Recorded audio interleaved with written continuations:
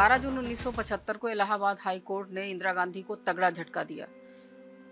1971 में प्रधानमंत्री के रूप में चुनकर आई इंदिरा गांधी के चुनाव को अवैध घोषित करते हुए इलाहाबाद हाई कोर्ट ने उनको 16 दिन की मोहलत दी कि वो अपना सुप्रीम कोर्ट में जाकर अपील कर सकती है। इंदिरा गांधी सुप्रीम कोर्ट गई, लेकिन 23 जून 1975 को सुप्रीम कोर्ट ने भी इंदिरा गांधी के चुनाव को अवैध घोषित कर दिया। इससे तिलमिलाई इंदिरा गांधी ने बिना किसी को बताए, बिना कोई कैबिनेट बुलाए, उन्होंने 25 जून 1975 को ही आपातकाल लगा दिया। जितने विरोधी नेता थे उनको जेल पहुंचा दिया। आइए इस संबंध में जानते हैं विश्राम सागर जी से कि किस तरह से उन्होंने इस दौरान सत्याग्रह किया और किस तरह से आपातकालीन समय का विरोध किया और इंदिरा गांधी के इस फैसले का विरोध किया। विश्राम सागर जी, कैसे आप उस समय क्या कर रहे थे और किस तरह से आपने सत्याग्रह करके और इमरजेंसी का आपने विरोध किया? उस समय तो हम लोग पढ़ाई लिखाई कर रहे थे और उम्र करीब की 22-23 साल रही होगी और ये लगा कि जो है जहाँ तक जो लोग बैठे थे 4-4, 5-5 लोग, उनको जो है सरकार, तत्समय की सरकार जो है उनको ज़बरदस्ती लेकर जाकर के बंद करने के लिए जो है सूचना मिलती रही। यहाँ तक कि जो है नसबंदी वगैरह जो हो रही थी उसके भी जो है खिलाफ लोग बाग बैठते थे, कहते थे और उनको भी जो है चाहिए था कि नसबंदी विशेष अधिकार के आधार पर नहीं होनी चाहिए, लेकिन जो है ज़बरदस्ती अगर 2 आदमी बैठ गए कहीं तो उनको पकड़कर तत्समय की सरकार ले जाकर के नसबंदी करा देती थी। और इस संबंध में जो है काफ़ी बढ़ चढ़ कर हिस्सा लिया गया और हम तो केवल विश्राम सागर के देहात के कृषि कार्य के रहने वाले, पढ़ाई लिखाई करने वाले थे। बाकी उस समय का समय ऐसा खराब था कि कहीं भी 4 आदमी 2 आदमी सेंसरशिप, अखबारों के ऊपर जो सेंसर लग गया था, कोई बोल नहीं सकता था, रेडियो पत्राचार की कोई बात सुन नहीं सकता था और इस तरह से इमरजेंसी लगी हुई थी। 25 जून बटे 26 जून की रात को, अर्धरात्रि को ये इमरजेंसी लगाई गई थी तत्समय सरकार ने। और इस समय लोकतंत्र का ऐसा गला घोंटा गया था कि जो है पूरा जो है सरकार जो है अपने मुट्ठी में बांध लिया था तत्समय की सरकार। तो हमारे गुरु महाराज थे जय गुरुदेव महाराज जी, तो उनको भी पता लगा कि उनको भी आश्रम मथुरा था और उनको सरकार जो है उठा लिया वहीं से और जब जेल में बंद कर दिया। जब पता लगा हम जय गुरुदेव संस्था के जो है सभी संस्थागत वाले जो है अन्य अनुयायियों को, तो उन्होंने फिर जो है भी उनको छुड़ाने का प्रयास किया, लेकिन जो है सरकार ने नहीं माना और उनको जो है जेल में डाल दिया। उनके बेड़ियाँ लगा दी, उनका जो है सारा सत्यानाश कर दिया। यहाँ तक कि जो है मथुरा का आश्रम जो है लूट लिया गया और इतनी संस्था वहाँ पे लूटा गया कि कुछ भी नहीं रखा गया और जो है उनको जेल में इनके साथ इमरजेंसी बेड़ी हाथ और पैर में डाल दिया और इसी तरह के उनको जो है कि ये जो है हमारे खिलाफ महात्मा जी हैं, जय गुरुदेव महाराज जो हैं हमारे खिलाफ हैं, तो इनको जो है जब तक अपने हिसाब से बात नहीं होगी तब तक इनको छोड़ा नहीं जाएगा। तो आशा ये लगाई गई कि हो सकता है इतना इनको जो है दंड दिया जाए तो हो सकता है हमारे कब्जे में आ जाए, लेकिन महाराज जी आए नहीं और आदेश दिया सब सत्संगियों को कि भाई जितनी जल्दी हो सकते हैं जेलों को भर दो और तभी ये न्याय होगा, नहीं तो ऐसे नहीं होगा। तो संस्था की ओर से सारे उत्तर प्रदेश के जितने भी अनुयायी जय गुरुदेव थे तो जत्था बना के सत्याग्रह करना शुरू किए और जेलों को खचाखच भर दिए। जेलों में अपना जो है सत्संग करना शुरू कर दिया और वहाँ पर रहन सहन जो भी है इस समय से 21 महीने तक हमारे गुरु महाराज थे और उनको जो है बड़ी मुश्किल से छूट नहीं पाए। हम लोग भी जो है 4-4 महीने 21-21 महीने तक जेल में रहे। यहाँ तक कि लोगों के हाथों के नाखून हैं, पैरों के नाखून हैं और खींच लिए गए, खून की धाराएं बह रही थी। उस समय की ऐसी यातनाएं मिली थी, जो यंग लोग थे उनको ज़बरदस्ती जेलों में बंद कर दिया। यहाँ तक उनके परिवार जो है चीख कर रोते रोते कुछ लोग तो है कि जो है जेल के अंदर ही मर गए और उनको कोई देखने वाला नहीं, और उनके जो है परिवार के लोग बिलखते बिलखते चले गए और उनको कोई नहीं सुविधा मिल पाई। इस दौरान आप भी जेल गए, आपने भी कोई आंदोलन शुरू किया और आपके साथ कितने लोग थे? ये थोड़ा सा जानकारी। हमने कोई आंदोलन अधिकतर नहीं किया है, केवल गुरु महाराज के साथ थे और यही प्रचार में कुछ प्रचार प्रसार होता रहता था तो उसमें भाग लेता था। कहीं पर्चे बंटवाना है और कहीं जो है संगत के साथ जाना है तो 5-5 लोगों की टोली बनाई जाती थी और 5-5 लोगों की टोली में सबको निर्देश दे दिया जाता था कि आप लोग पुलिस से बचकर काम करिएगा, हैं जिस रास्ते से जाइए, अगर कोई जी जो है ऐसी भेद भावना आवे तो उसको जो है गली काट के दूसरे रास्ते से निकल के।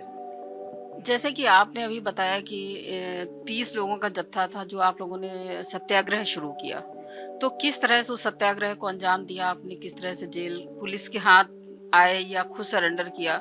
किस तरह से उस कार्रवाई को आपने सत्याग्रह के आंदोलन को कैसे? उसमें ऐसा हुआ था कि सत्याग्रह तो किया था हम लोगों ने, 30 लोगों का जत्था। जब हम लोग मोहनलालगंज तहसील मोहनलालगंज थाने 30 लोग मिलकर के गए और वहाँ के थानेदार ने जो है हम लोगों को बहुत कोशिश किया कि आप लोग भाग जाइए, यहाँ कोई आप लोगों की जगह नहीं है। परंतु जो है हम लोगों ने कहा देखिए हम लोग प्रतिष्ठित व्यक्ति हैं और हमारे साथ के जो एक डॉक्टर रामकृष्ण यादव भी थे, वो पूरे संगत के मुखिया थे, उनके द्वारा हम लोग जो है सत्याग्रह किए थे। लेकिन फिर जो है वहाँ के जो थाना इंचार्ज ने डीएम या जिला जज से बात किया कि भाई यहाँ पर इतने लोग आ गए हैं, हम इनको कैसे करें और ये जानने वाले नहीं हैं तो इनको क्या किया जाए। तब फिर जब ऊपर से आदेश मिला कि सबको जो है सिलेंडर बंद कर दो, जब बंद कर दिया तो हम लोगों को वहाँ से तहसील जिला कार्यालय भेज दिया, जिला कार्यालय से जेल चले गए। तो इस दौरान आप कितने दिन जेल में रहे और फिर कैसे आपको जेल से छोड़ा गया? इस समय जो है 4 महीने जेल में रहा लगभग, और जो है उस समय मार्च और अप्रैल के फर्स्ट वीक में छूटा था। 77 के मार्च के लगभग भी छूटा था मैं। 75 में गए थे और 77 में आप छूटे? हाँ, 75 जो है दिसंबर 75 में गए और मार्च 76 में छूट गए थे। हमारे साथ हैं श्री राजेंद्र तिवारी जी। श्री राजेंद्र तिवारी जी इमरजेंसी के समय लखनऊ विश्वविद्यालय के पोस्ट ग्रेजुएशन के छात्र हुआ करते थे और उत्तर प्रदेश विद्यार्थी परिषद के इंचार्ज भी थे। श्री तिवारी अभी कल्याण सिंह सरकार में 1998 से 2002 तक राज्य मंत्री भी रहे। आइए जानते हैं कि उस समय इंदिरा गांधी ने जब आपातकाल लगाया, जब इमरजेंसी लगाई, उस समय के क्या हालात थे और इंदिरा गांधी को क्यों इमरजेंसी लगानी पड़ी, इसके पीछे क्या कारण थे। आइए जानते हैं श्री राजेंद्र तिवारी जी से। सर, उस समय इंदिरा गांधी ने जब इमरजेंसी लगाई तो क्या कारण था कि इंदिरा गांधी को इमरजेंसी लगानी पड़ी? क्या अपने विरोधियों से भयभीत थी या हाईकोर्ट का जो निर्देश उनके विरुद्ध आया उससे वो डरी हुई थी? अमिता जी, इसकी पृष्ठभूमि में जाएंगे आप, याद होगा आपको, बैंकों का नेशनलाइजेशन किया था, प्रीवी पर समाप्त किया था और गरीबी हटाओ का नारा दिया था श्रीमती गांधी ने। 71 में 2/3 बहुमत से जीत करके आई। वो अपने भाषण में कहती भी थी भाई मैं गरीबी हटाने की बात करता हूँ, बाकी जनसंघ संगठन, कांग्रेस हो, समाजवादी पार्टी तो नहीं थी, सोशलिस्ट पार्टी, स्वतंत्र पार्टी, ये सब पार्टियाँ थी। ये विपक्ष हमको कहता है कि इंदिरा हटाओ, चुनना है आपको है कि इंदिरा को चुनेंगे या गरीबी हटाने वाले को चुनेंगे। उस समय 2/3 बहुमत से जीत करके आई थी, लेकिन श्रीमती गांधी का नियंत्रण सत्ता पर से खो गया एक प्रकार से समझिए, और देश में महंगाई बेशुमार बढ़ी, शिक्षा में कोई परिवर्तन नहीं हुआ, बेकारी बढ़ने लगी। इसके खिलाफ गुजरात में आंदोलन शुरू हुआ। मेष में जब पैसे बहुत ज़्यादा बढ़ गए, वहाँ मेष के आंदोलन को लेकर के शुरू हुआ, जिसके नेता मनीषी जानी थी।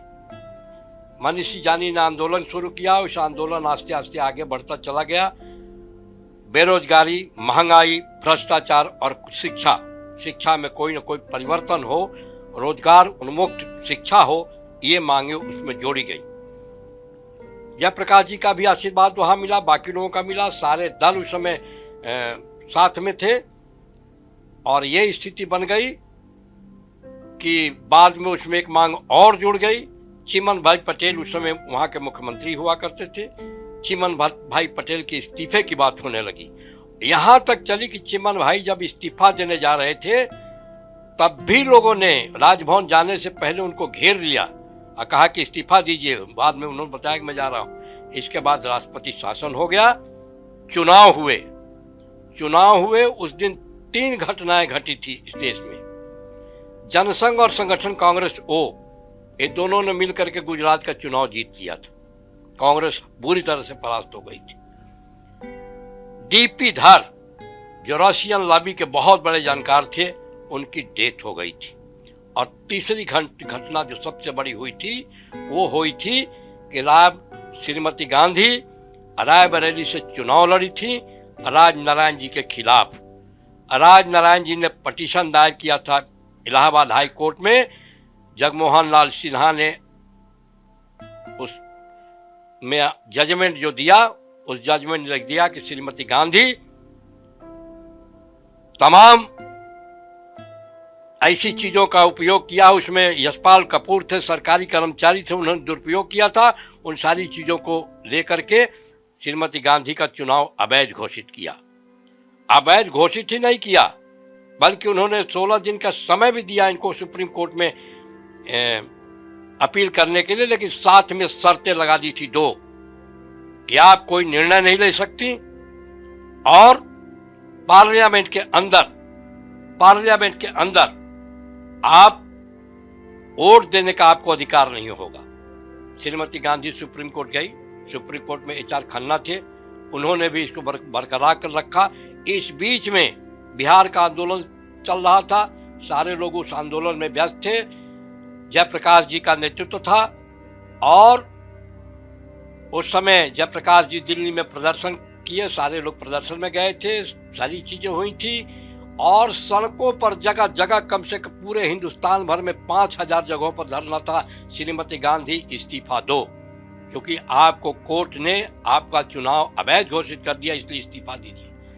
जब सुप्रीम कोर्ट का निर्णय आ गया, श्रीमती गांधी की समझ में नहीं आ रहा था कि मैं क्या करूं। सत्ता की लोभ में इस देश में आपातकाल लगाया गया। आपातकाल लगा करके सारे नेताओं को, जयप्रकाश जी, अटल बिहारी वाजपेयी, LK आडवाणी, मधु दंडवते या मुलायम सिंह जी, कल्याण सिंह जी, कलराज मिश्रा, राजनाथ सिंह, ये सारे लोगों को एक साथ उठा करके 25 तारीख की रात में बंद कर दिया।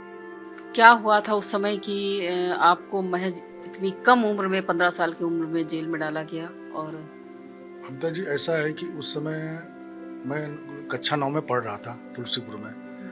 हमारे पारिवारिक चाचा श्री मंगनी सिंह, अब जो अब स्वर्गीय हो चुके हैं, उस समय जनसंघ से विधायक थे तुलसीपुर से, और उसकी बगल वाली सीट से स्वर्गीय श्री विजयपाल सिंह जी, वो भी जनसंघ से ही विधायक थे। और हमारे यहाँ उस चूँकि वो हमारा जो बलरामपुर, अब तो बलरामपुर हो गया, गोंडा जिला था तब वो, तो जो हमारा क्षेत्र था तुलसीपुर, वो जनसंघ का गढ़ माना जाता था।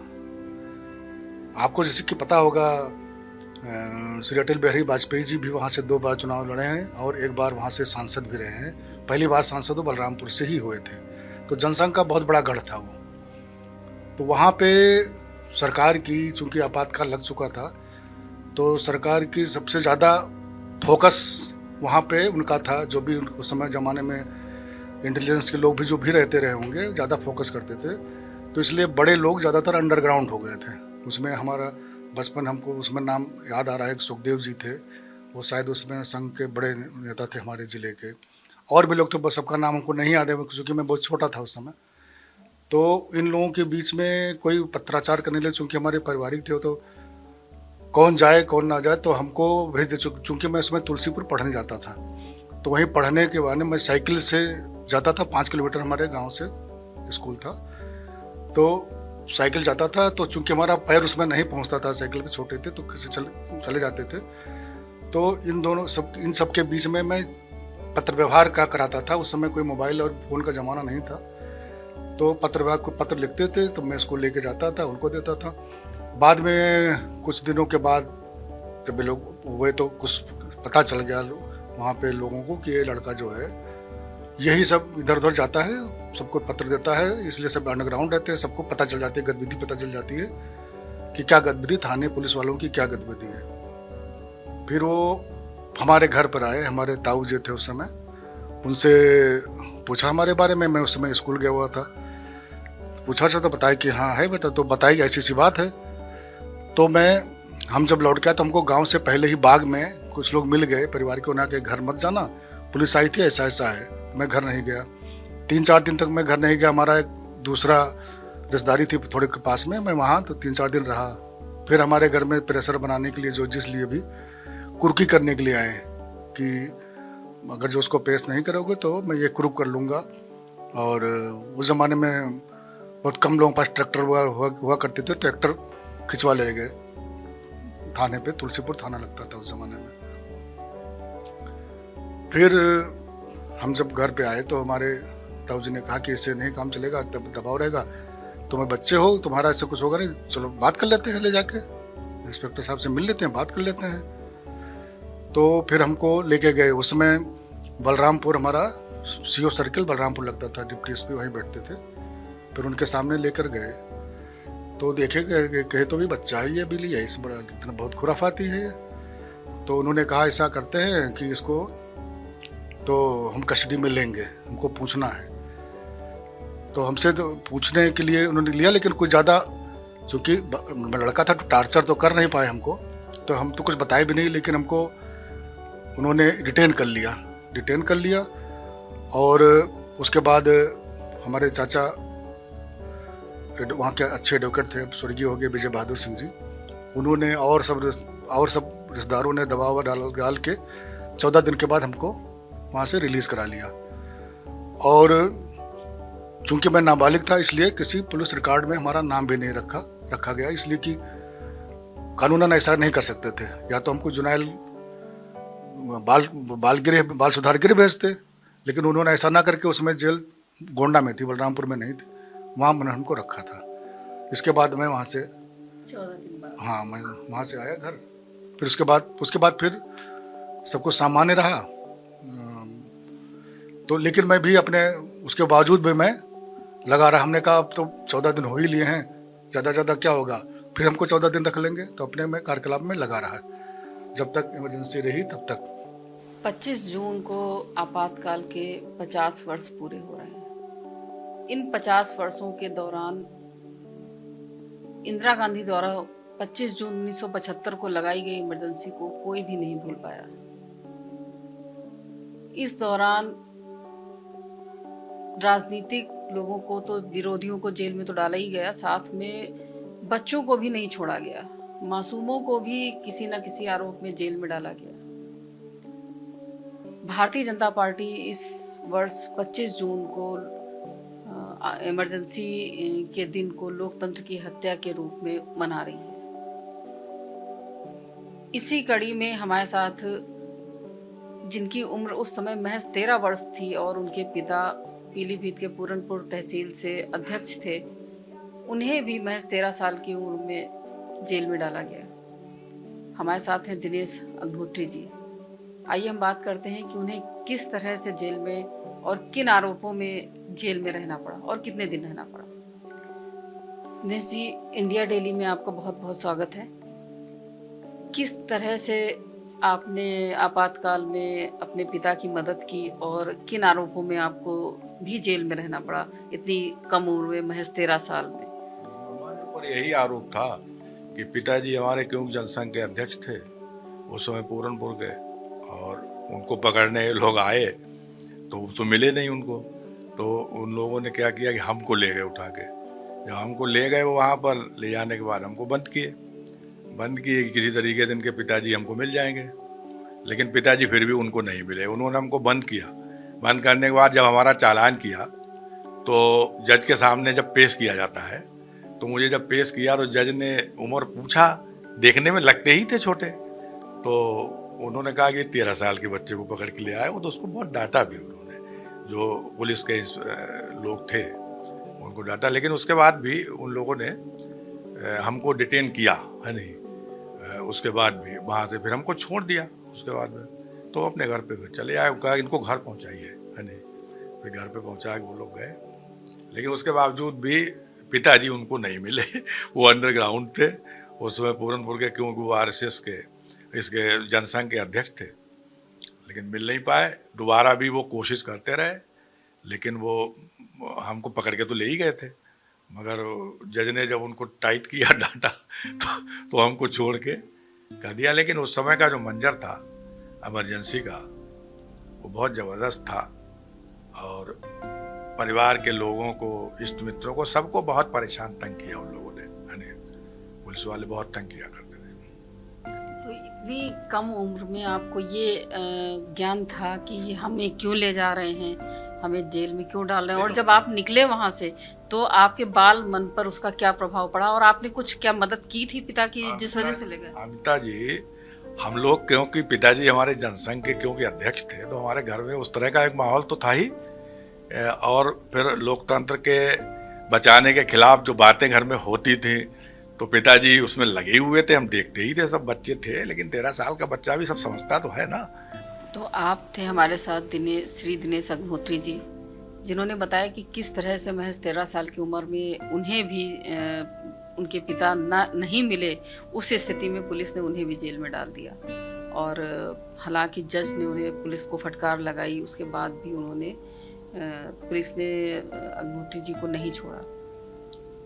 तो ये थे हमारे आपातकाल के 2 महीने, जिस दौरान राजनीतिक विरोधियों को तंग करने के चक्कर में इंदिरा गांधी ने उस समय जो हालात पैदा किए, जिस तरह से उन्होंने विरोधियों को जेल में डाला, पूरे देश में आपातकाल लगा दिया, तो वो आज काले अध्याय के रूप में जाना जाता है। कैमरा पर्सन सर्वजीत के साथ अमिता मिश्रा, इंडिया डेली।